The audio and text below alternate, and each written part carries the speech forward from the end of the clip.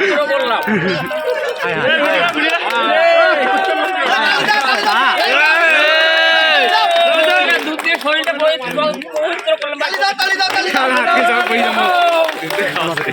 আমি বিএমপি থেকেই পদত্যাগ করলাম, কারণ বিএমপিতে আমি ছিলাম, জিয়াউর রহমানের আদর্শ ভালো লাগছিল বলে আমি বিএমপিতে যোগদান করছিলাম। যোগদান করার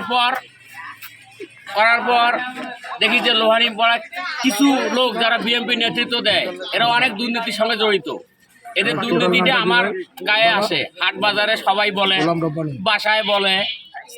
তাই নিজেকে পবিত্র করলাম, দুধ গাও দিয়ে পদত্যাগ করলাম বিএমপি থাকি। আমি কোনো দুর্নীতির সাথে জড়িত থাকতে চাই না, থাকবো না। এমনকি অন্য কোনো দলে যাবেন? এখনো কোনো ডিসিশন নেই, আপাতত পদত্যাগ করলাম। যদি কোনো দল ভালো লাগে তাহলে সেই দলে যাবো।